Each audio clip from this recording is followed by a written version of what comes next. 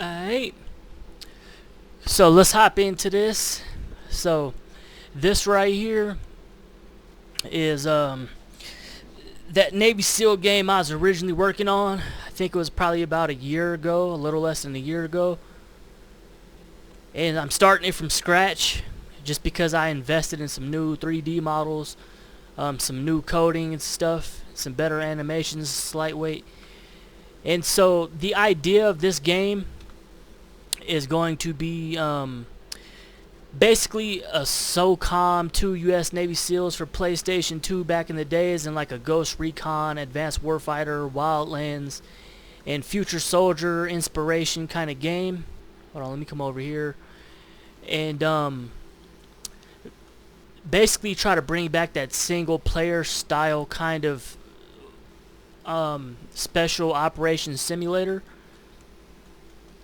because we just really don't have that no more for unfortunately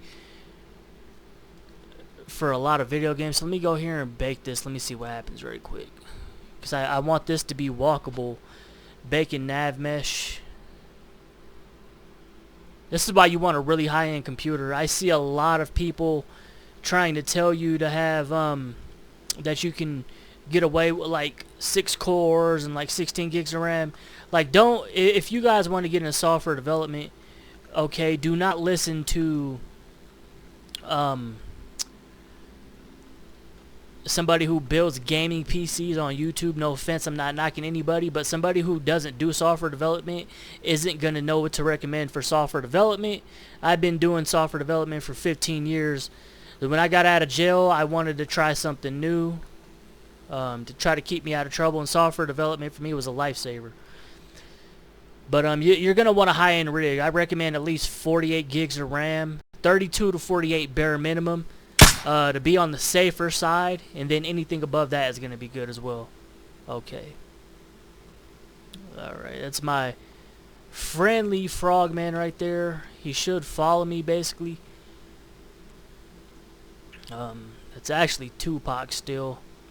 Just for now.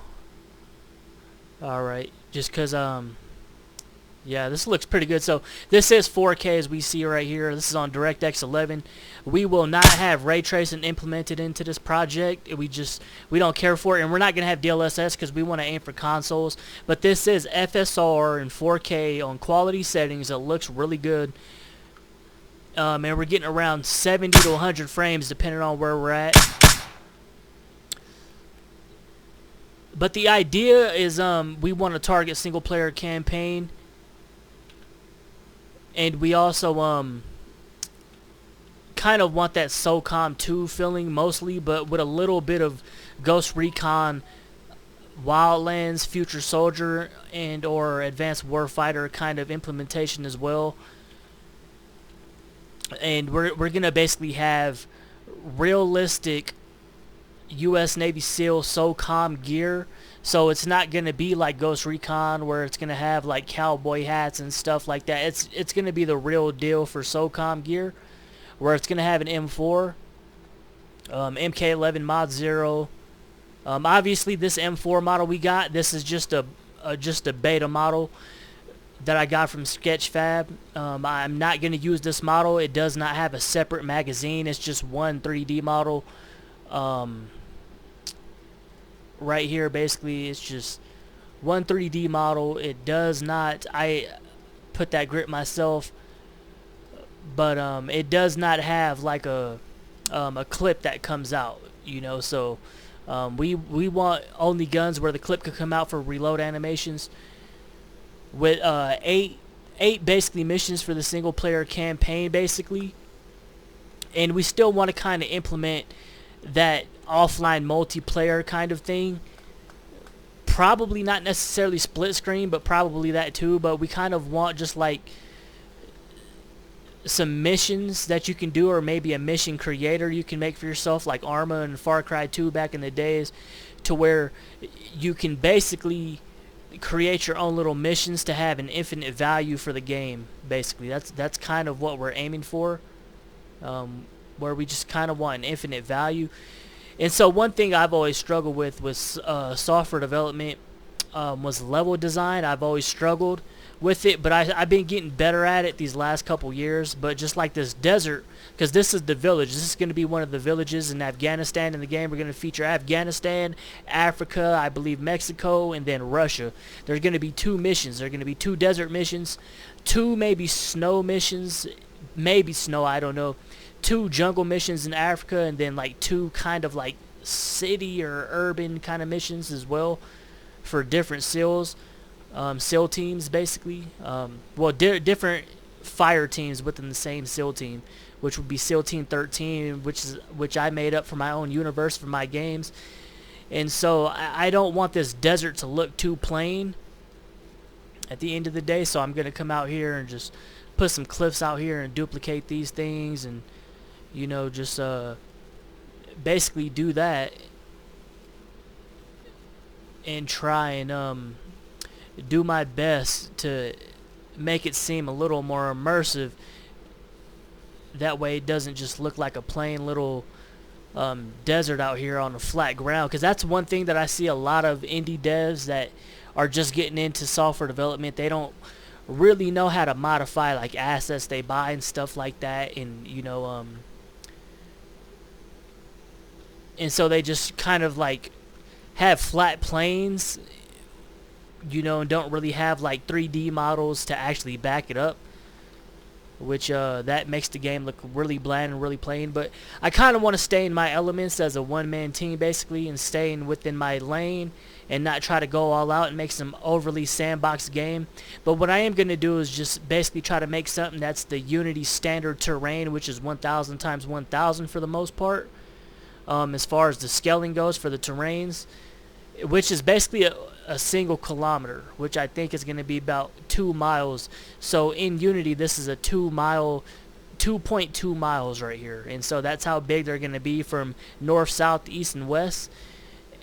And I plan on it being 8 campaign missions at the end of the day. I think that's what is going to make sense and what will actually just help me stay comfortable and not get overwhelmed with software development,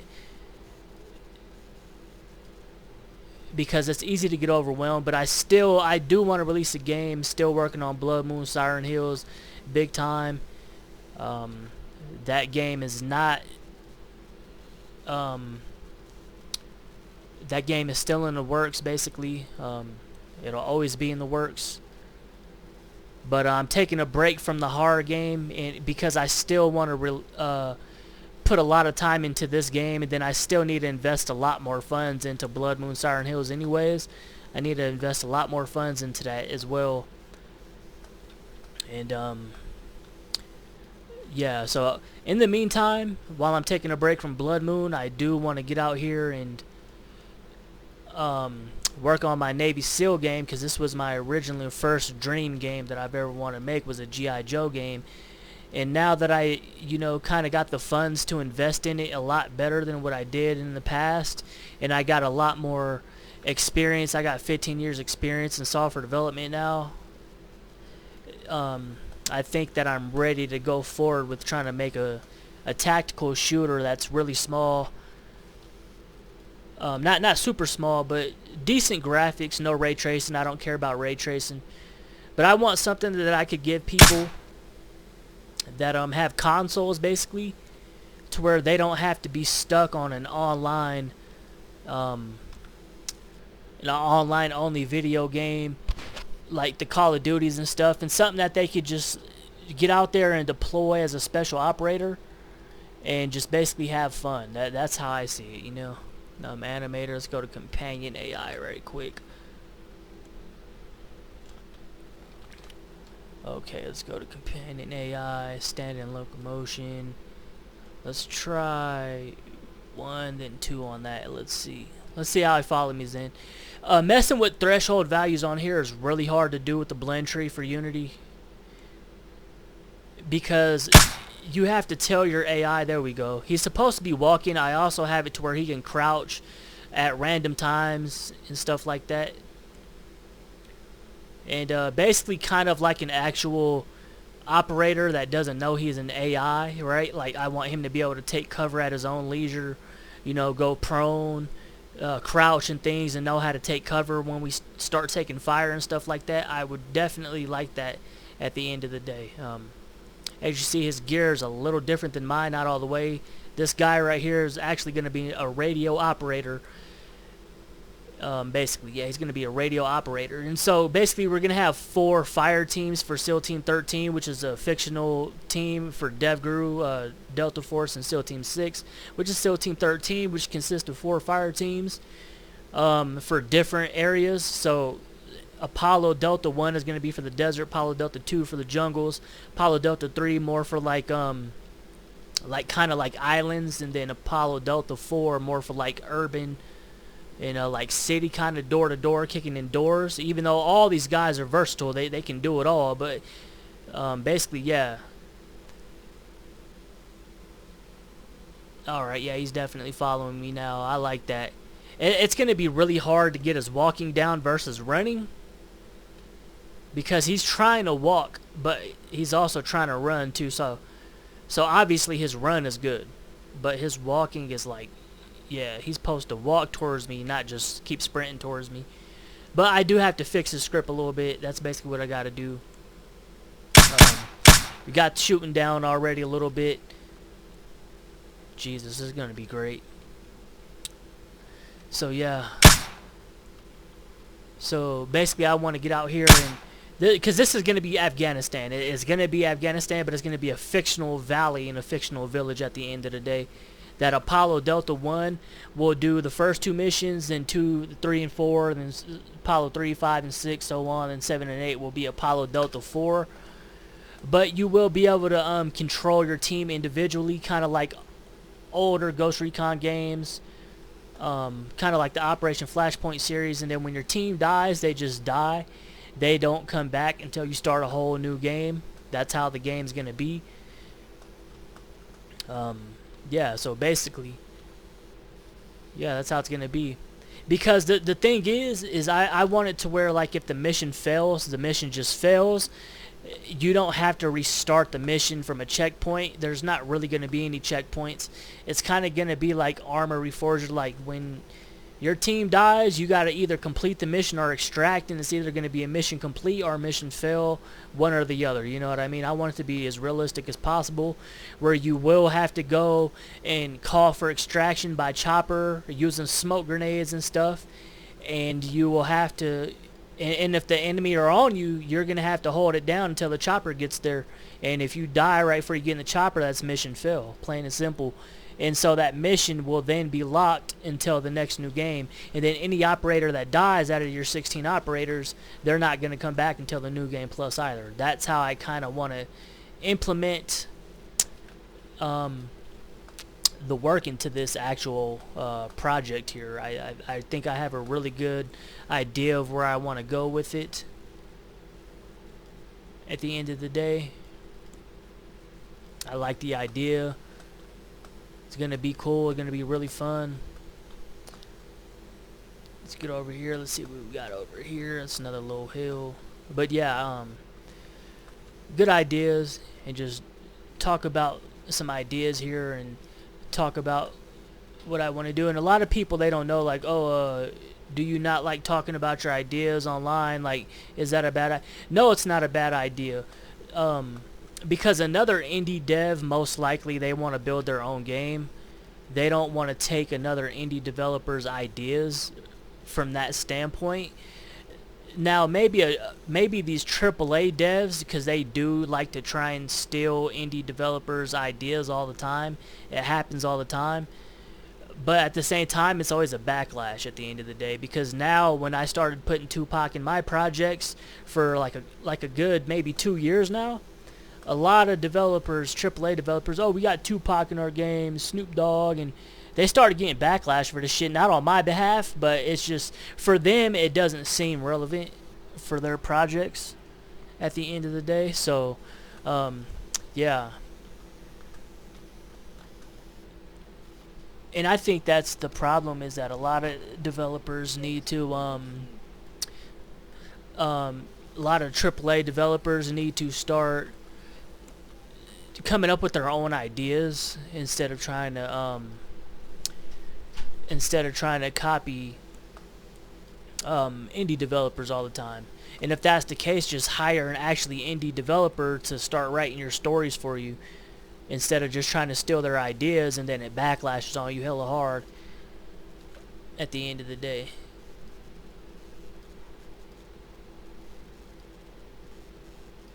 But yeah, this is gonna be cool. So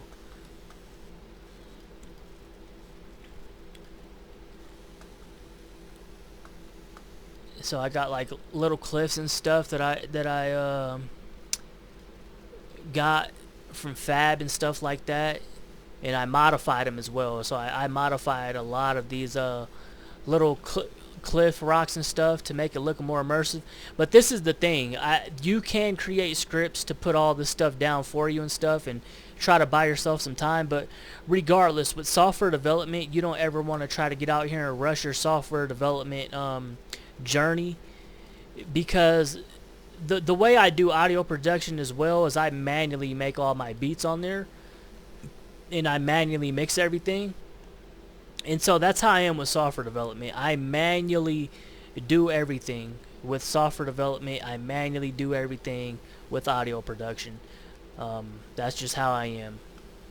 And that's how I like doing it, because I can go in there and manually tweak all the values how I personally like it. But yeah. But as you guys see, this is just one little spot. Like, I would literally have to kind of do this whole desert for the most part. See what I can put out here, see what I can't put out here, things like that. Maybe I could try to find a little road to put out here that extends beyond this side of the terrain, that it just maybe is blocked off. You can't go too much further due to maybe like some sandstorm or something. That would probably be cool. That's what a lot of devs do. Like, when they don't want you to know you can't go out the map with some kind of collider, they'll probably use like a sandstorm, how I got background mountains, things like that. That's what developers do. I think that's what a lot of games did back in the days, and even then a lot of games still do that kind of stuff. Let's see, I think we got some more cliffs up here, some even bigger cliffs up here at the end of the day. Some decent cliffs, because yeah. Alright. How's that bottom looking? Let's see. Bam.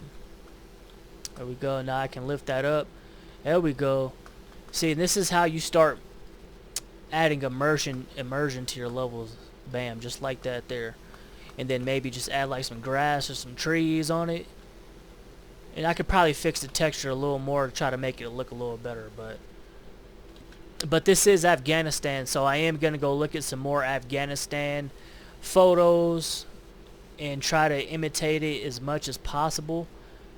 But let's see what that looks like already, because it should already look a lot more immersive just with those that little 5 or 10 minutes of just adding stuff.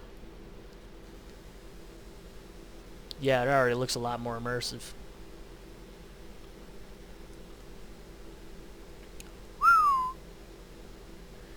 And I also want to put it to where, like, you take a nail down and you can pull out whoever the radio operator is. But even then, we all have our headsets. I kind of want him to manually touch his radio or whatever it is, and then actually talk on his headset, and then actually use real, like, sir, we have eyes on man in white shirt, 4 men's getting out of a Dodge or something like that.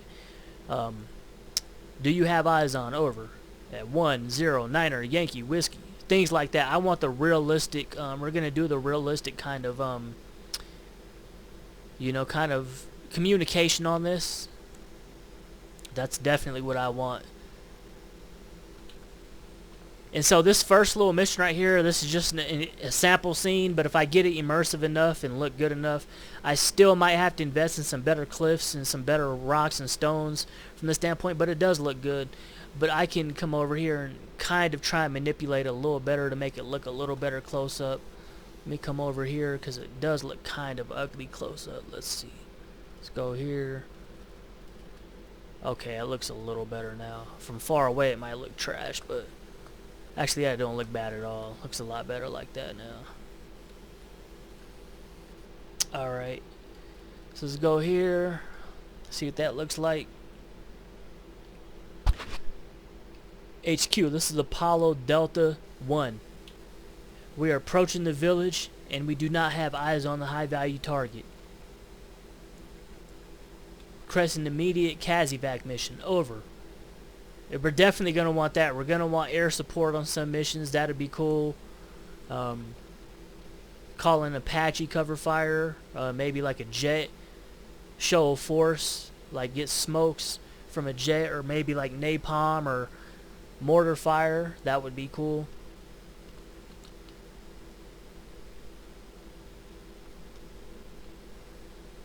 But yeah, I do want to implement it to, let's say if I come over here and get down by this rock, my operator right here, he'll kneel down with me right here or take cover behind the rock right here.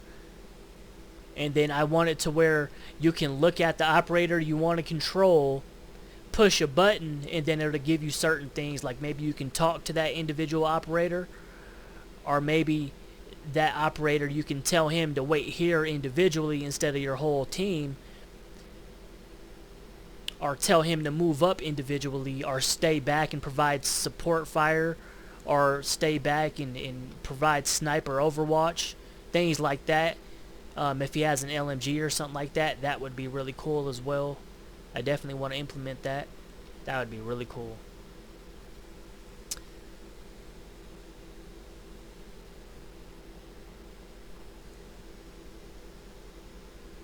Yeah, I definitely got to get some better clips, at least for over here. I want to get some better clips for this exact area. In that mountain up there, it's not really going to matter. But over here, I kind of want to get some better cliffs and some better rocks, because when you just get up close, they don't look that good. But I'm not really too worried about it. Now, from far away, they look good. I can use them from far away, just not too up close. But these rocks actually look hella good because they're from a different asset that were made by a professional. So I could probably just duplicate those and make cliffs out of those instead of use those. Or maybe just put some inside of those to make it more immersive. That would be cool. There will be an aim down sight system, but it is going to be a third-person tactical shooter based on US Navy SEALs.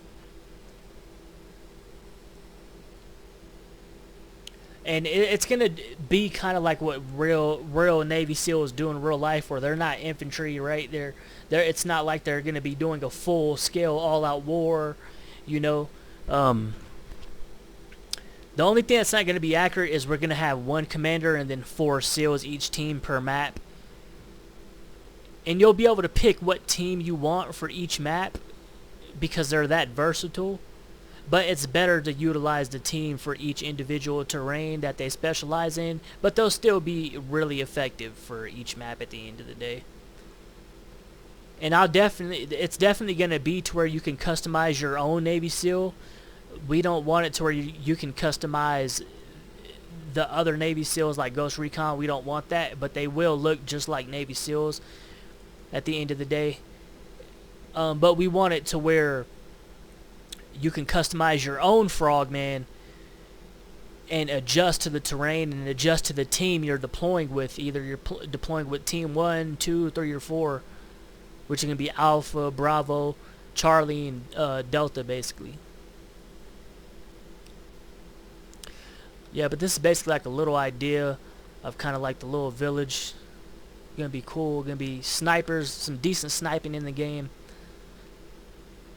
Decent kicking indoors. So I definitely want to get a kick animation. That way if you want to kick in the door, you can kick in the door. If it's a cheap little door like this, if it's a wood door like this, I want to be able to where you could shoot through it, shoot through windows and get an enemy through a window if you need to. Bam, bam, bam, bam, bam, bam.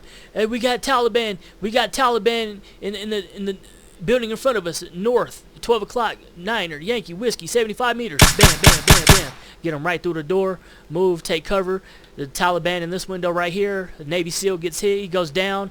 I really want this to where you can actually drag your man like armor reforger as well. You could drag them, and you kind of got to get the dead bodies. You don't really want to leave the dead bodies You could, but we don't want that. We want it to where you gotta extract the dead bodies to add more immersion to the gameplay, or you can just tell headquarters you'll come back for them, one or the other. But I want it to be really realistic. I don't want it to be like modern Ghost Recon games to where when your teammates die, it's mission failed. No, when your team dies, they're dead. They're not coming back for the rest of the campaign. Plain and simple. For the rest of the campaign, they're not coming back until you start a new game plus. And so we're going to have access to 16 operators, plain and simple, for the whole campaign. If you lose all 16 operators, then that's on you, man. You know what I mean? Plain and simple, just like real life. You better control your men and keep them squared away big time. You're going to need to control your men out here and learn how to be a actual platoon commander out here, because if you don't know how to command your team in combat, you're gonna be fucked either way. So you will need Jesus, and you will need your M4 or your MK11. There will be a good amount of guns, but this isn't going to be the kind of game where you're going to be deploying with AKs. This is not that. This is real. Going to be Socom, night vision goggles, Kevlar helmets. There's going to be a couple of other helmets, real Navy SEAL gear, Frogman, night vision goggles if you so choose to have them on or off, M4, MK11, MP5, maybe one type of a shotgun for breaching. We're going to have the original MK23 as well, because that's what Navy SEALs adapted to in 2000 until like maybe 2003, I believe, or 4, because it was too big, to like the P226. So we'll have the P226, the Beretta, and then we'll also have the MK23, and then we'll have a few of the LMGs they deployed with, and a few of the sniper rifles as well. And yeah, that's it, man. Grenades, smoke grenades, all the stuff. So God bless.